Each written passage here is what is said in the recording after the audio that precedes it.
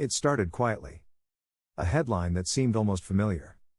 Another suburban home, another brutal scene. Police called it unusual. Reporters called it a disturbing coincidence. But anyone who studied crime knew, a copycat was active. The first murder occurred in early February, just outside Portland, Oregon. A young couple, both in their late 20s, were found dead in their small rental house. The husband was tied to a chair, his wife discovered in the bathroom, water still running. Everything in the room had been carefully arranged. Detective Marissa Hall was among the first to notice the pattern. "When I walked into that house, something about the layout felt rehearsed," she said later. "I've studied crime scenes for over 15 years, and this wasn't just random violence." She remembered a case from a training seminar years earlier, a double homicide in Florida committed by a man named Raymond Knox in the 1990s. The arrangement of the bodies, the staging of the scene, even small props, it all mirrored Knox's method almost exactly. But Knox had been executed 20 years ago. Hall opened a private file on her computer and titled it Echo. Just a week later, another murder occurred, 2 states away in Idaho. A middle-aged man was bludgeoned to death in his garage. A single playing card, the ace of spades, rested on his chest. It matched the signature of Marcus the Dealer Lane, a notorious Nevada killer from the early 2000s. Hall knew this wasn't coincidence. Someone was studying old crimes in meticulous detail and turning murder into a performance. By March, the FBI became involved. Special Agent Daniel Cross, a behavioral analyst from Quantico, was assigned to the case. Cross had decades of experience profiling violent offenders, but even he admitted this case unsettled him. "There's a method here that's almost theatrical," he said. "It's not just killing. It's storytelling. And the story is terrifying." 2 weeks later, the Imitator struck again. In a quiet Chicago suburb, a teenage babysitter was attacked while the children slept upstairs. The house phone lines had been cut. Entry was made through the back door, leaving muddy footprints across the hallway. Every detail replicated the infamous 1978 murder of Lori Jensen.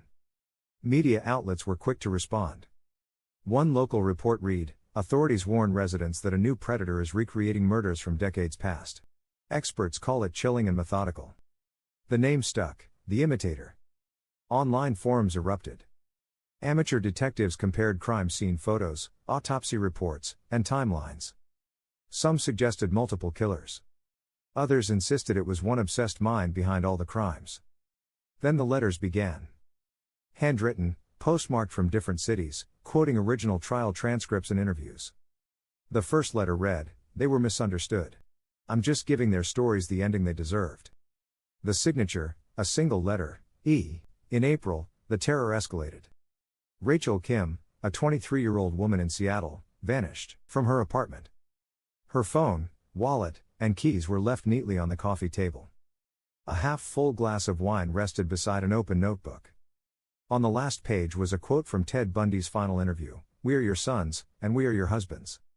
When her body was found a week later, it mirrored Bundy's 1975 victim, Denise Naslund, down to the positioning of her arms and the proximity to her apartment. Agent Cross confirmed what everyone had feared. The killer wasn't just copying crimes. He was recreating history.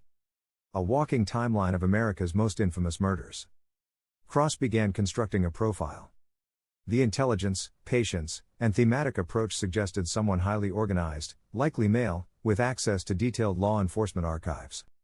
Someone who studied crime not for education, but for reverence. Each new murder seemed to escalate.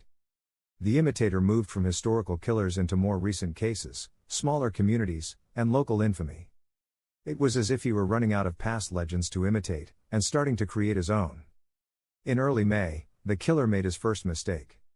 A gas station camera outside spoke and captured a man in a dark hoodie filling a jerrycan. In the back seat, a mannequin dressed in vintage clothing, apparently staged with fake blood for practice. Hours later, a family of 3 died in a house fire nearby. The bodies were arranged in a triangle, replicating a 1994 cult killing in Utah that had recently appeared in a Netflix documentary. Investigators found a printed still from that documentary partially burned in the corner. The caption read, "Some horrors never die." The car was traced to a rental company in Oregon. The driver's ID was fake, but the listed address led to a warehouse in Salem. When agents raided the building, they found walls covered with photos, police reports, and newspaper clippings. Red string connected locations and dates. A massive corkboard was labeled Season 2. Each name crossed off, replaced with new ones. It wasn't random. It was a production schedule. Among the evidence was a small video camera. On it, a single SD card. Grainy footage. The voice behind the camera was calm and almost polite. "People remember the monsters," the man said. "But no one remembers the details. I'm just keeping history alive." His face never appeared. Voice analysis didn't match any known suspects. By July, 2 months had passed. No new killings had occurred. Headlines faded. Many believed the nightmare was over. Then came the video. Uploaded anonymously, titled "The Imitation Ends When the Audience Stops Watching." A dim basement, a single chair, and a newspaper dated 2 days earlier. On the wall behind the chair, scrawled in black paint, "Echoes fade, but never die." That was the last confirmed communication from the imitator. No arrests were ever made. The killing stopped, for now. Every few months, somewhere in America, a new murder appears. Too familiar to be coincidence. Detectives wonder if the imitator is still out there, studying, waiting, planning his next reenactment. Detective Hall retired a year later, but kept one photograph on her desk, the first crime scene that started it all. "It was never about death," she whispered. "It was about memory. And perhaps that's the most terrifying part. When someone kills for remembrance, forgetting them is the only way to stop the horror from spreading. But the thing about echoes is they never really fade.